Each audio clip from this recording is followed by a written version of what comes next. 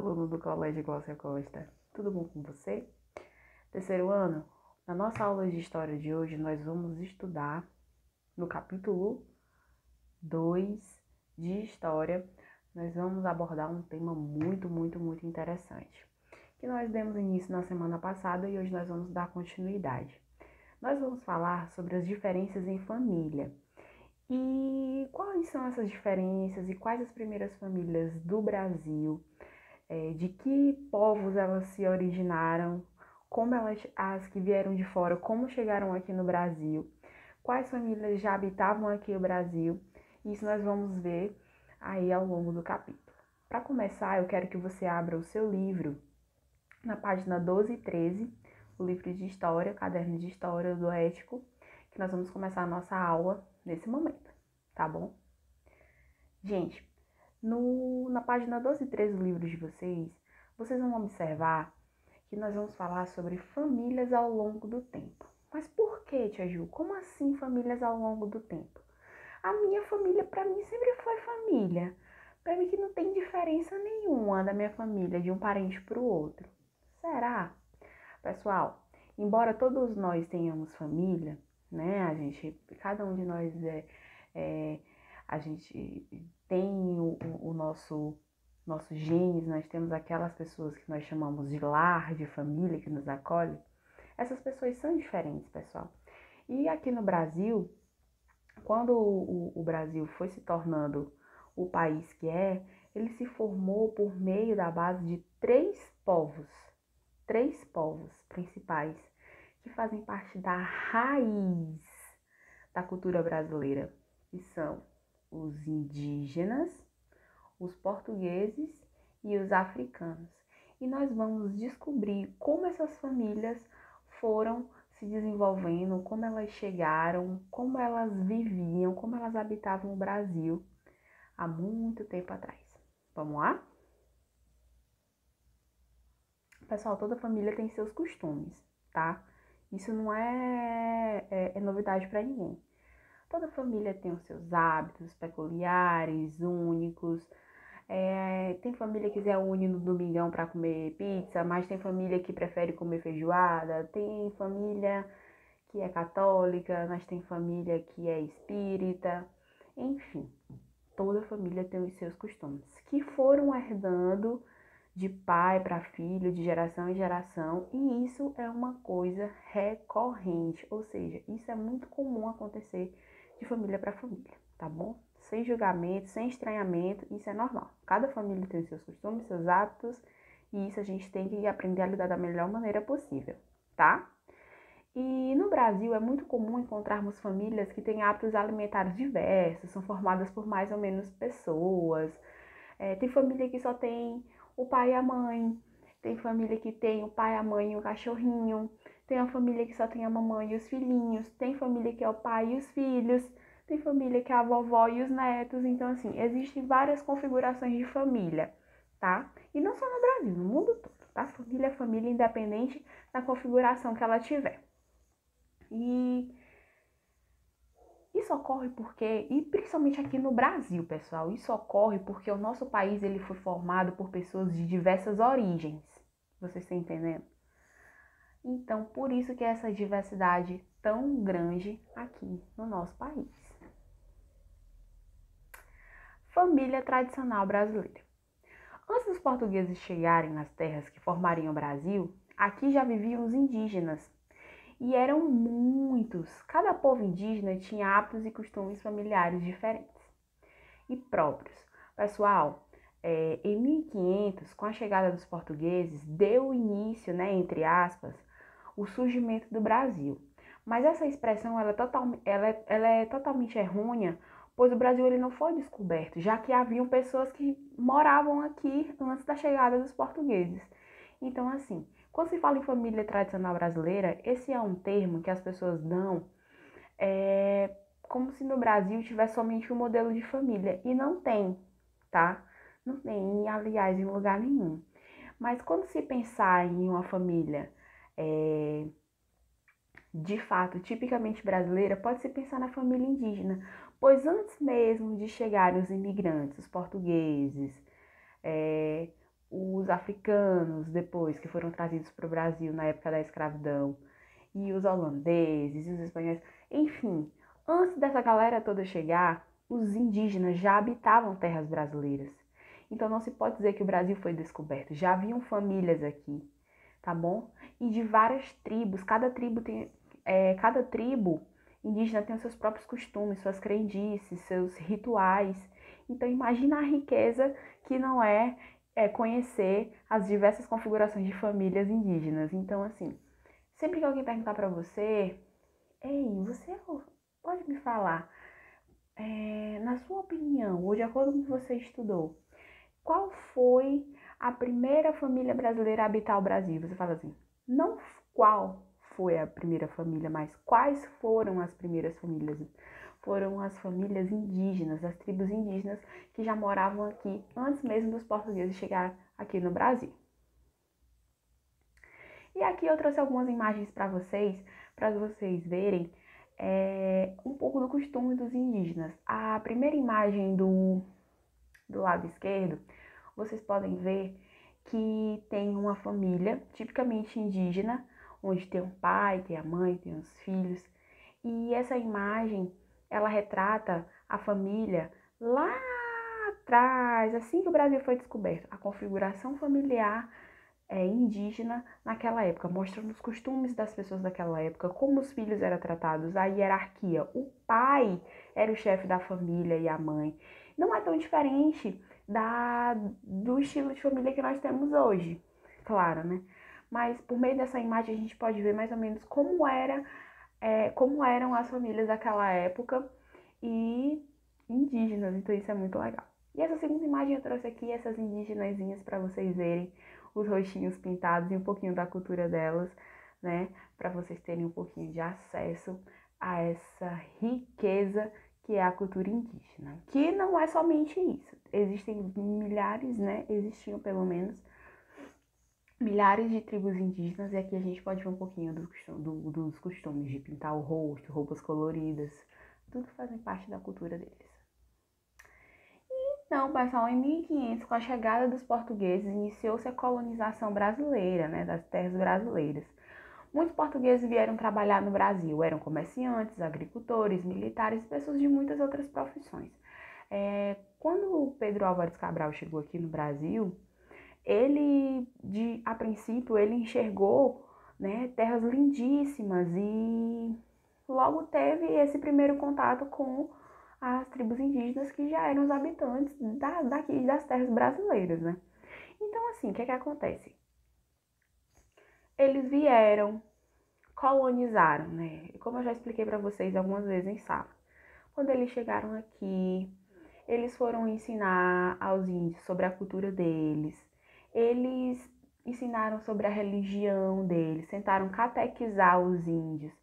Vieram vários padres, vieram várias companhias da Igreja Católica para cá, para ensinar os índios sobre a cultura e a religião católica. E além da galera, né, religiosa, da religião católica, né, os padres, os jesuítas, também vieram vários agricultores, vários comerciantes, pois estava em alta e estava tendo toda uma propaganda lá fora, no caso em Portugal, de que o Brasil era terras de ouro, de terras riquíssimas. Então, foi dito isso lá fora e com isso começaram a vir várias pessoas aqui para o Brasil. Comerciantes, agricultores, militares, que ajudaram na colonização do nosso país. Tá bom, terceiro ano? Dessa forma, no Brasil passaram a conviver famílias portuguesas e famílias indígenas com culturas bem diferentes. Pessoal, eu trouxe essa imagem aqui porque ela retrata a primeira missa rezada aqui no Brasil.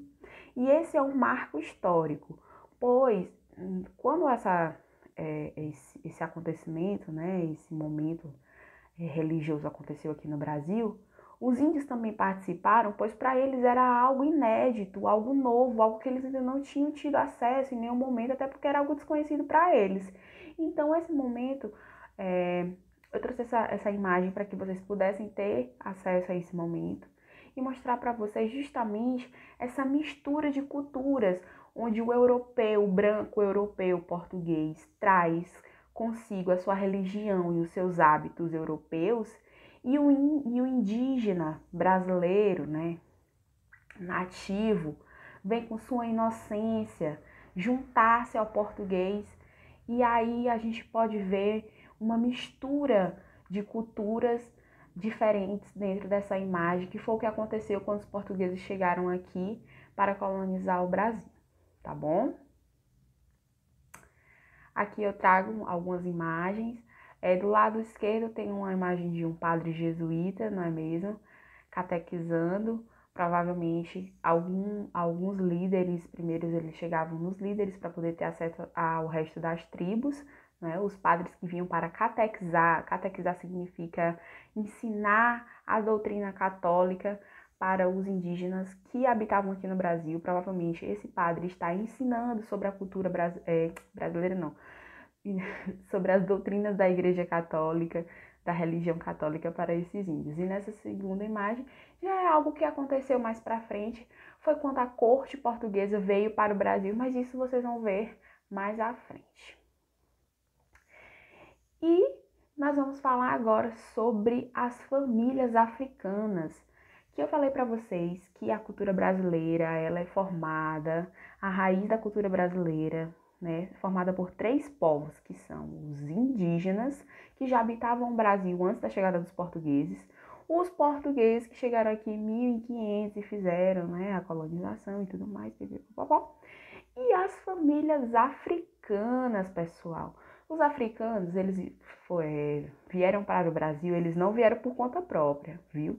Eles vieram, infelizmente, eles vieram para ser escravizados no período da escravidão, tá?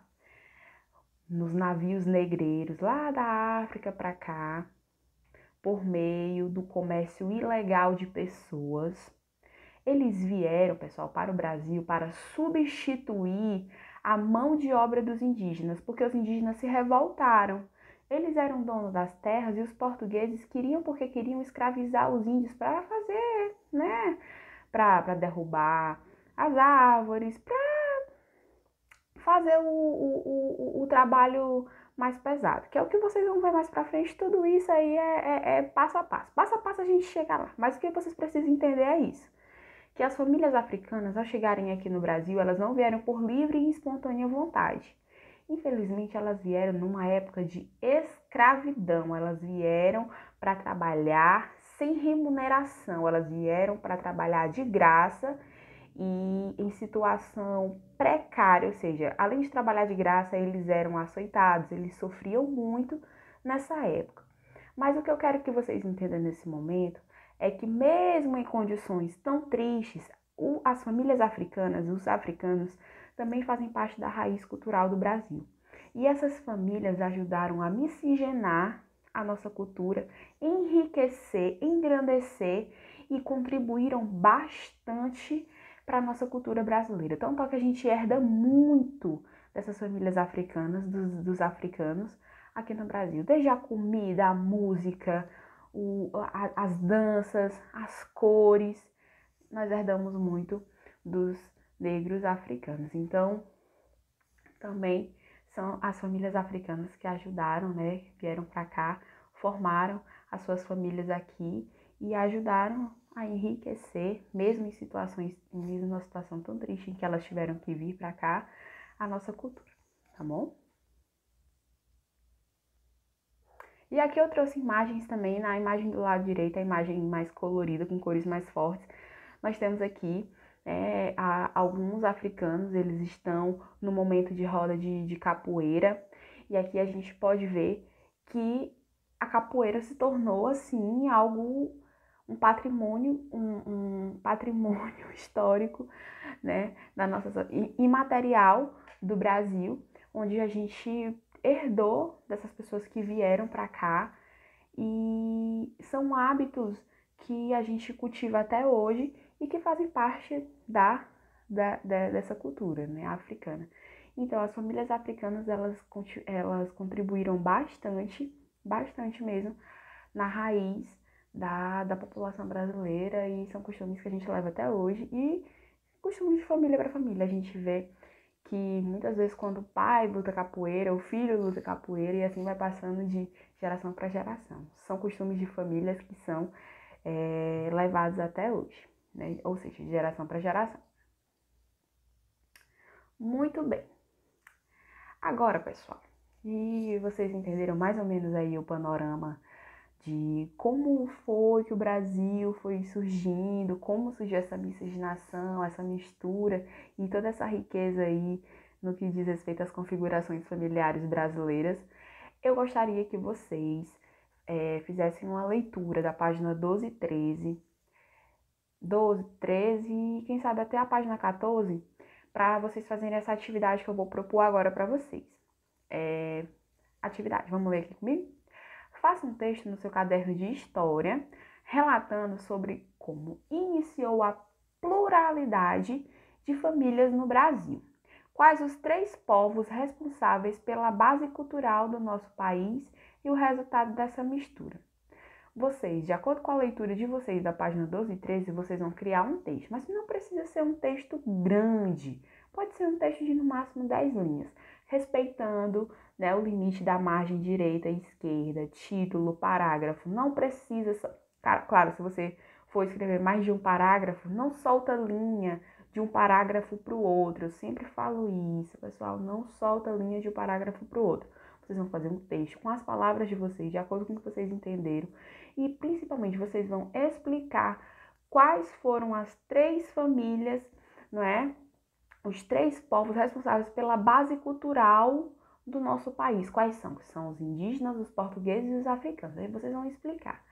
Por que os indígenas fazem parte, né, dessa base cultural? Por que os portugueses e por que os africanos? Vocês vão explicar com as palavras de vocês no texto. Vocês vão elaborar com as palavras de vocês, de acordo com a leitura de vocês, colocar no caderno de história, para depois a tia Ju, quando receber o material, a gente fazer aquela velha correção. Treinem, se precisar conversar com o papai e com a mamãe, lê em voz alta, discute, o texto é tranquilo, é mais ou menos o que eu expliquei para vocês. Aliás, é basicamente o que eu expliquei para vocês aqui e vai dar tudo certo. Tenho certeza que vai ser uma atividade maravilhosa. Pessoal, espero que vocês tenham gostado da aula de hoje, foi uma aula muito gostosa. Eu adoro falar sobre esse assunto e ao decorrer do capítulo a gente vai falar ainda mais sobre isso. Nós vamos conhecer bem mais sobre as famílias brasileiras, né? E eu tenho certeza que cada um de vocês também tem muito a falar sobre a própria família. Vai ter um momento que a gente vai discutir bastante sobre cada uma das nossas famílias e eu sei que cada um de vocês tem muito a falar.